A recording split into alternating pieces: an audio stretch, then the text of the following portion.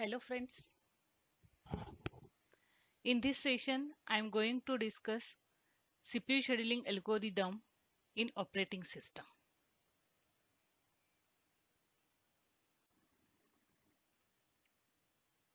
There are different scheduling algorithms. I am going to explain two scheduling algorithms. First is FCFS, second one is SJF. We'll see first one FCFS. It means first come first serve. The process which is arriving first gets scheduled first. SJF means shortest job first. The process which is having small burst time gets scheduled first. There are two types of SJF: preemptive SJF and non-preemptive SJF. Preemptive SJF is also called as shortest remaining time first, SRTF. In this case, if newly arrived process having small burst time as compared to currently executing process, newly arrived process gets scheduled. It means currently executing process gets preempted. Second one is non-preemptive SJF. In this case, even if newly arrived process is having small burst time as compared to currently executing process, the currently executing process continue its execution till completion. Means newly arrived process gets scheduled after currently executing process execution completion.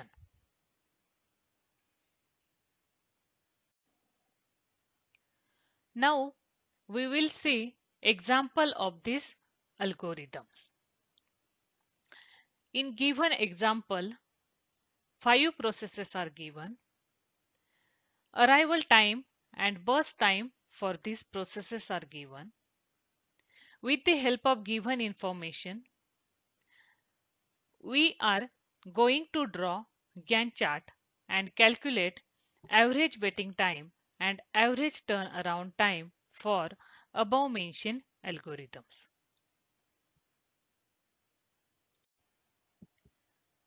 So, we'll see this example using FCFS algorithm.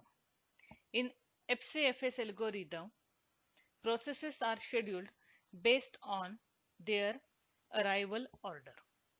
In the given example, arrival time of these processes are given. So, process P1 is arrived at 0, process P2 arrived at 1, P3 at 2, P4 at 3, and P5 at 4. So, these processes will schedule in the order of P1, P2, P3, P4, and P5.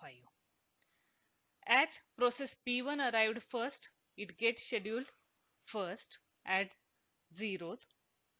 The burst time of the process P1 is 8 as given in the problem.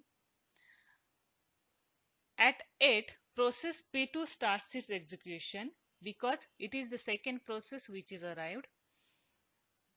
As the burst time of process P1 is 1, so it will continue its execution till 1 milliseconds. After that, at 9th, process P3 starts its execution, and as its burst time is 3, it will continue till 12.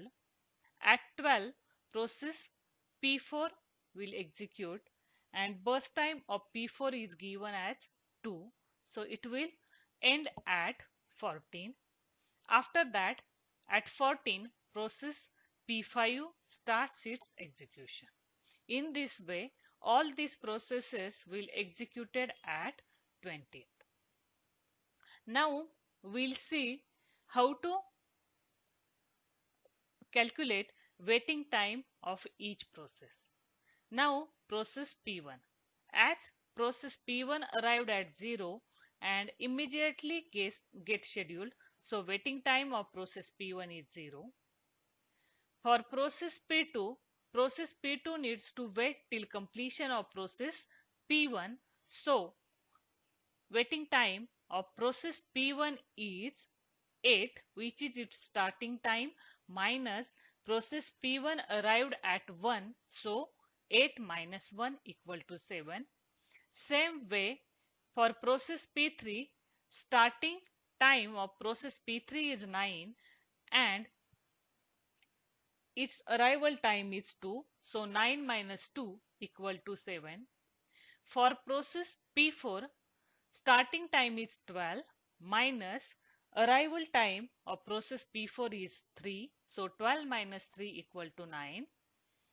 Same way for process P5, 14, which is starting time minus arrival time, that is 4, equal to 10. Thus, we make average of waiting times of all these 5 processes. So, we get average waiting time as 6.6 millisecond. Now, we'll see how to calculate turnaround time of each process. So, in order to calculate turnaround time is nothing but waiting time plus burst time. So, here we already calculated waiting time of all processes. We will add this waiting time with the given burst time in the problem. So, turnaround time of process P1 is waiting time is 0 and its burst time is 8, which is given in the problem.